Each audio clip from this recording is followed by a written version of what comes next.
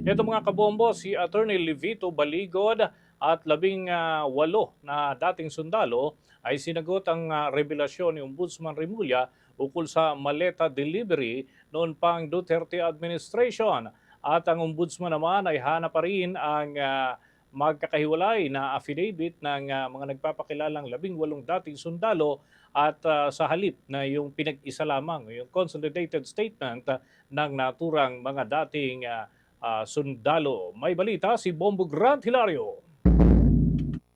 Sinagot ni Attorney Levito Baligod ang revelasyon ni Ombudsman Jesus Crispin Boying Remulla ukol sa sinasabing delivery ng mga maleta nagsimula pa bago ang kasalukuyang administrasyon. Sa isang online post ng naturang abogado, kanya sinabi na tila inamin ng opisyal patungkol sa salaysay ng mga dating sundalo. Ngunit komento niya pawang kinuluayan ng politika ni Ombudsman Remulla ang issue na ibahagi sa publiko ang natanggap nitong impormasyon. Git na Attorney Baligod na hindi umano may tuturing na intelligence ang source ito sapagkat ginawang pulusot ng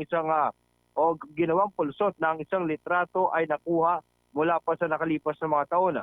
Amon niya ay aminin na rin ni Ombudsman Remulla na mas pinaigting ang deliveries sa mga maleta ngayong panahon ni Pangulong Ferdinand Bongbong Marcos Jr. Ito anyay para hindi siya masabihan na nagbubulag-bulagan lamang ukol sa mga aligasyon at isinawalat na revelasyon ng mga nagpakilalang dating sundalo. Kung maalala, sa naganap na pulong balitaan ay ibinunyag ni Ombudsman Jesus Crispin Boying Remulla ng isa sa mga makikitang larawan ng maleta delivery sa salaysay ng grupo ay kuha pa noong panahon ni dating Pangulong Rodrigo Duterte o former House Speaker Lord Alan Velasco. Narito ating pakinggan si Ombudsman Jesus Crispin Boying Remulla.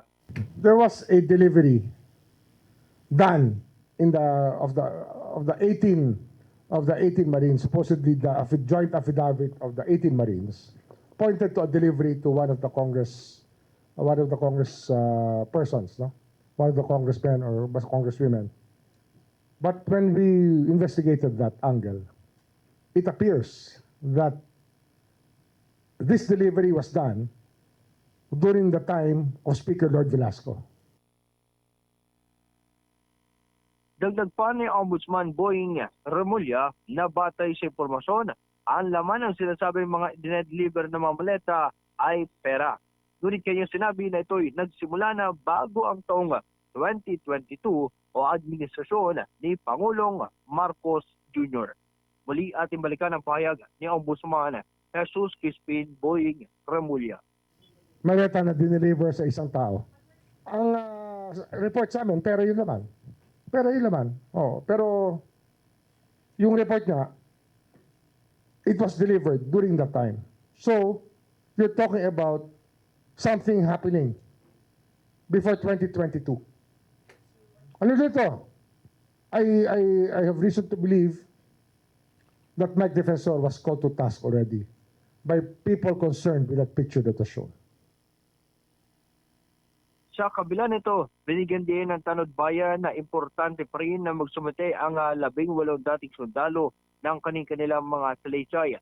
Bukod sa joint affidavit na idinala sa tanggapan, naniniwala si Ombudsman Remulla na dapat pa rin nilang ilahad ang individual o magkakahiwalay na testimonya base sa personal na nalalaman. Mais pang ulit nating pakinggan si Ombudsman Remulla. Same ex-Marines, yes. But we're still looking for the individual affidavits based on personal knowledge of all of them. That is so important. Mahalaga po yan na yung sinasabi ng bawat isang lumagda dyan ay sarili nilang kaalaman. Hindi sa narinig nila o nabasa nila sa kanilang chat group. Kasi may chat group yung mga yan eh. Ang problema, marami hong lumabas sa affidavit na akala mo lahat sila nandun. Pero alam naman natin na hindi maaari mangyari yon. Nag-uulat live para sa Bombo Network News. Ito si Bombo Grant Hilario and this is Bombo Radio Philippines, the number one and most trusted source of news and information. Basta Radio, Bombo! For the most trusted source of news and information, visit our website at www.bomboradio.com. Follow us on Bombo Radio mobile app, Facebook, YouTube, TikTok, and X, formerly Twitter. Like, share, and stay connected. Anytime, anywhere.